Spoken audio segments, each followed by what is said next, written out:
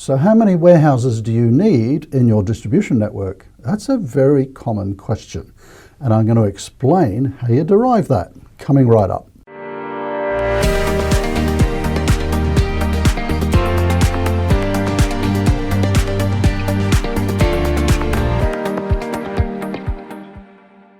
Okay, so it's a very common question that I get from a lot of our consulting clients. Is our distribution network right? Do we have enough warehouses in the network? And of course, the consequences of getting that wrong are, very high costs and probably poor service. So how do you work out how many warehouses you need in a distribution network or a supply chain network? It's very simple. It comes down to your customer service offer.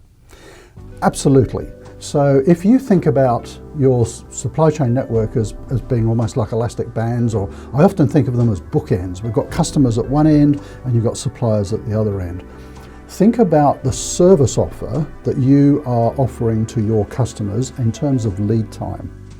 Quite simply, if you had a lead time of, let's say, a month, so from me placing the order to you delivering the order to me, you've got 30 days. You probably wouldn't need a warehouse. You could probably drop ship directly from your suppliers or your factories or whatever. But that's not the case. People want product a lot quicker. So let's move things forward a little bit. So I'm based in Australia. I'll use some examples from Australia.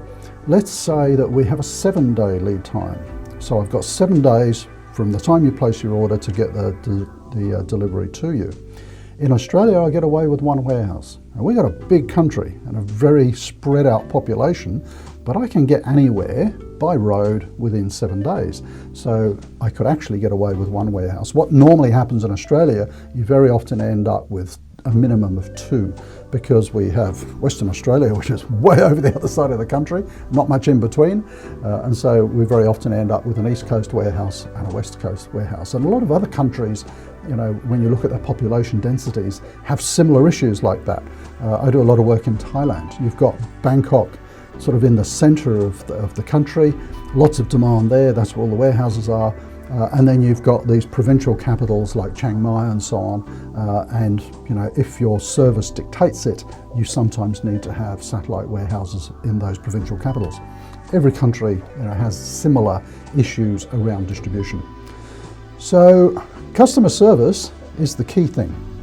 And what I was explaining at a conference last week is, if you change that customer service offer to your customers, you are changing your network. You are changing how you deploy inventory.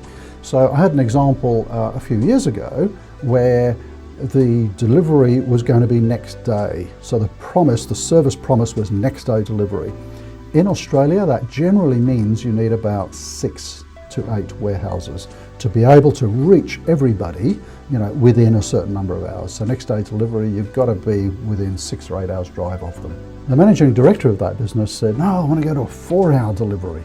So how many warehouses do you think that might have required to reach everybody within Australia? Okay, national distribution, how many warehouses do you reckon, or in the US or Canada or wherever you are, how many warehouses do you think you'd need to be able to reach every single customer in the country within 4 hours? Well, we worked it out, it was 76.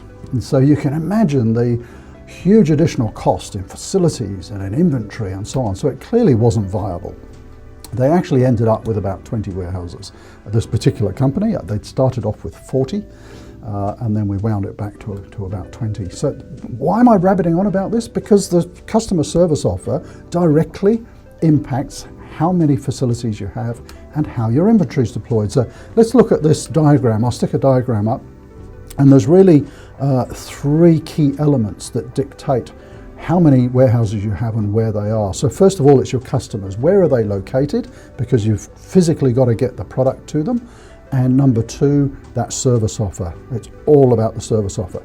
And if you think about, it's also important to be close to our suppliers, and the supplier lead time, it's not as important. It doesn't have as bigger impact on the network as your customer locations and customer service offer. Why? Because your inbound supply is in bulk, it's in container loads, it's in shiploads, it's truckloads.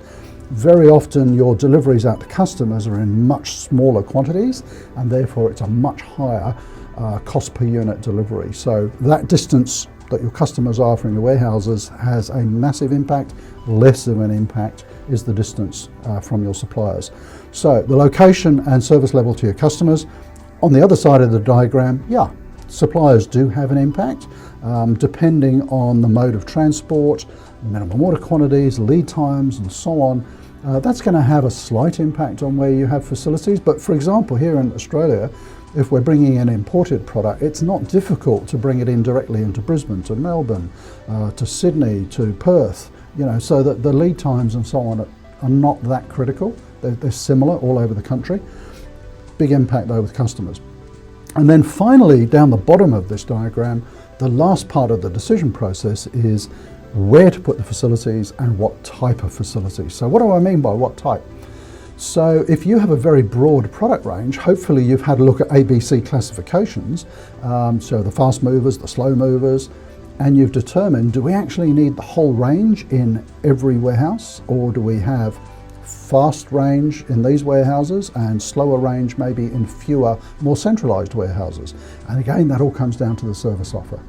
So, simple triangle. How many warehouses do you need in your network? Quite simple, depends on your service offer to your customers.